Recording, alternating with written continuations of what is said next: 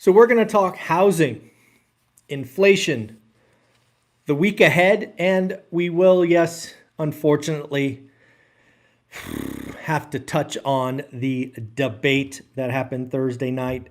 As I indicated in the Friday financial wrap-up, I had no interest in watching it, but I would do some research after and see what happened. I think at this point, at least from my perspective, the greatest loser in the debate was actually the American public, the American voter. It is my opinion that it is a sad state of affairs that we have really the choice of two folks. Like it seems to me we are picking from the person that we like the least or dislike. It's just so the clearest loser, in my opinion, after the debate was the American public. I would think we could have better options. I would argue that if you were an enemy of America and you were watching that, which I'm sure they were, you were probably left wondering what the heck is going on. So, train wreck, in my opinion, all around. It was. That's why I don't watch debates. It was bad. That said, it was not the total cluster F that most debates are. I liked how they used the mute button. It didn't seem like people were arguing over each other, which is something I expected. It also seemed like the moderators just did their job. They didn't interject or save or do anything. So I would have never guessed.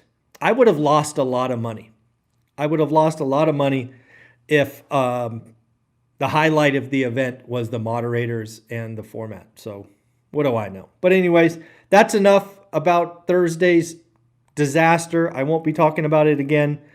Let's get into what you and I care about, what you and I need to do to build wealth and move forward. Let's talk about inflation. We got the PCE reading Friday morning.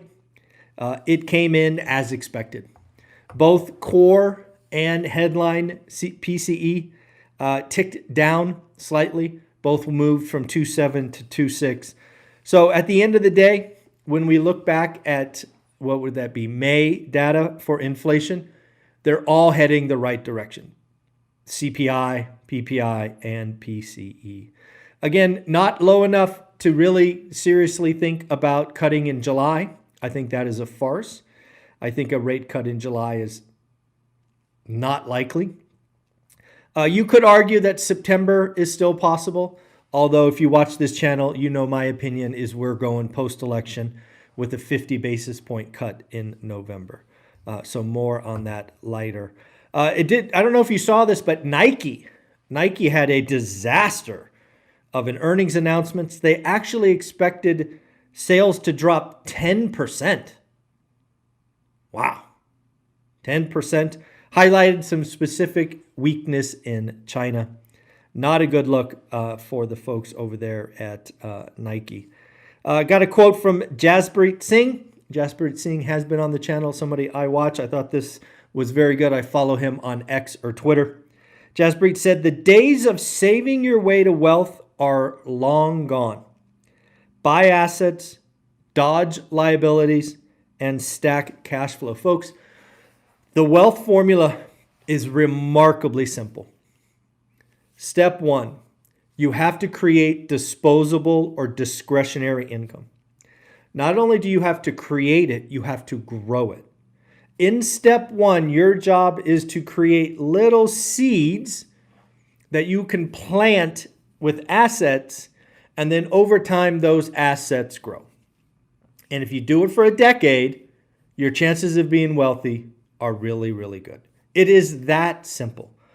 Stop YOLOing, stop using credit cards with 20% interest rates and all of that. The wealth formula is simple.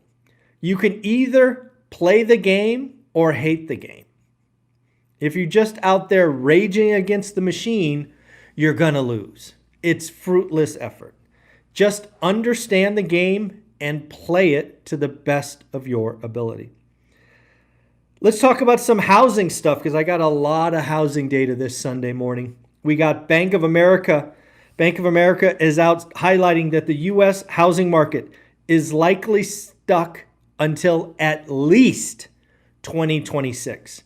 There was an article about a month ago. They were talking 2025. They've now extended that to 2026. And just in case you're wondering, prices to stay high or go higher. Folks, I've brought to you for a year now that we are in a transaction depression.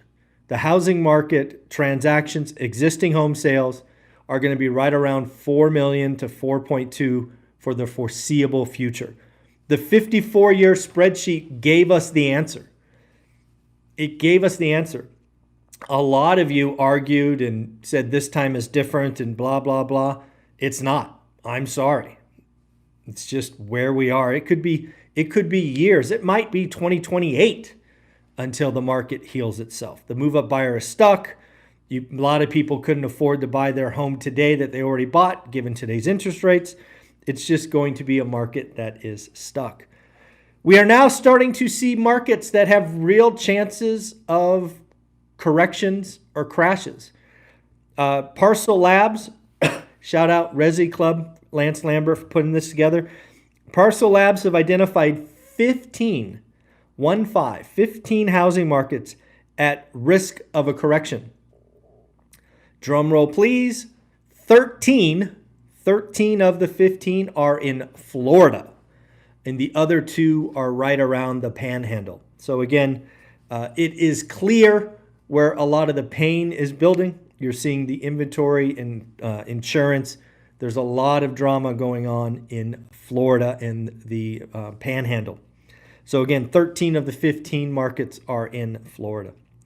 Jay Parsons put out probably the most important tweet I saw all weekend. Jay Parsons has collected data from 2015 to 2023, so an 8-year period. Did you know, and I did not know, that the U.S. has added 4 times as many homeowners as renters? Folks, that is important because, again, if you look at the home ownership rate, which is roughly 63%, which means 37% renters, the traditional average is 2/3. Now we're talking 4x. 4x as many homeowners as renters, which means we have millions of former rentals becoming owner-occupant. And in our short story, Olivia and I's short story, we sold 2 residential properties in the last 4 years. Yeah, 2 residential properties the last 4 years. Both of those went to FHA owner-occ home buyer. So again, former rentals turning into owner-occ at a 4 times ratio. And why is this important? Because this is the first data that I trust that shows that this notion of renter nation is false. It's just false. Now, of course, we do need to step on the gas and build more smaller homes, right? The home builders, as we talked about for a long time, need to do their job, their share. But again, we are not just by default on this path to renter nation. As I've said many times, renter nation would be a disaster and something I would not be looking forward to. Shout out Mike Simonson and the team at Altos Research. They did it once again. Remember that interview that Mike and I had? It was a lot of fun. And it looks like what I discussed in that video may be happening already. The coming soon, right? This is something agents do when they're getting a listing. The coming soon flag or tracker or whatever variable is declining significantly in the MLS. And again, remember, Altos Research keys on active listings. That's their unique secret sauce. So what we're seeing is homeowners are breaking lower. They are deciding not to list. We've left the spring selling season. We're in the summer doldrums. We have a presidential election. There's a whole lot of stuff going on. It's just like, it's too hard. I'll wait for next year. That's what I think is going on. So it'll be very interesting. I think there's a good chance that inventory rolls over, right? For this year, I believe it is still true that we have built inventory, active listings, every week, every single week. I suspect as we get into July and probably August, you're going to see that reverse. Why? Less listings, more cancellations, more expired. Folks, I don't know if you've looked at your MLS. I look at my MLS almost every day. There's still a lot of wish pricing. We still have a lot of people with active listings that are, for the most part, dead. Nobody's seeing them. They're not interested. They'll sell if they get their number, but they are not really motivated to sell. Those will become expireds or withdrawn in the near future. Did you know, this is important, again, shout out Lance, we have had roughly 7% mortgage rates for 21 months. I actually had no idea it was that long. I thought it was 15 or 16 months. It's about a half year longer. Why is that important to understand? Folks, consumers like deals. Consumers like deals. So when, and I think it will happen, the question is when, mortgage rates dip below 7 and then head to below 6.7, it is going to bring on the buyers.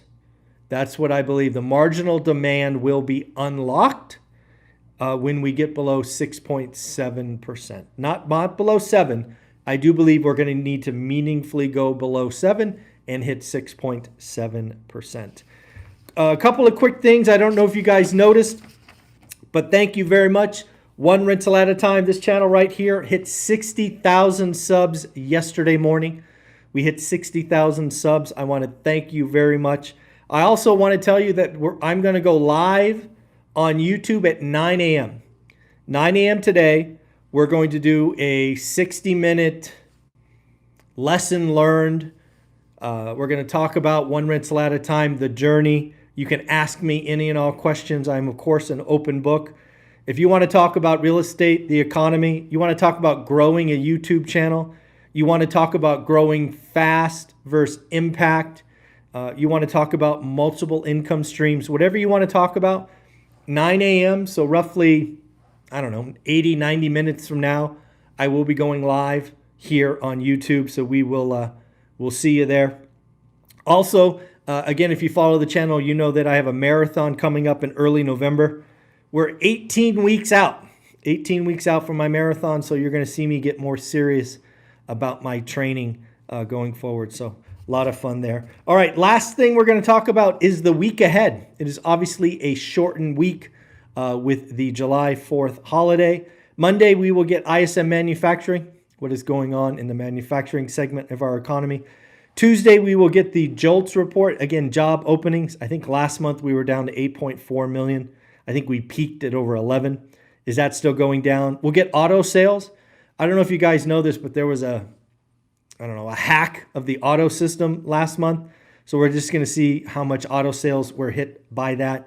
We do have a Jerome Powell speech on Tuesday, which can absolutely be market moving. Wednesday, we will get the ADP jobs numbers. We will also get the jobless claims on Wednesday, which usually comes out on Thursday. We'll get that on Wednesday. We will get ISM services. So again, we get manufacturing on Monday. We'll get services on Wednesday. And also we will get the Fed minutes. The Fed minutes, again, is basically 6 weeks after their meeting. We'll get to see what they were really talking about. Again, how many people talked about going higher, who talked about nothing until 2025. I do think there will be some things in there. Thursday, July 4th, holiday, but a very important day for this channel. I am going to be releasing episode 1 of Buying Vegas. We now have 4 episodes recorded and complete.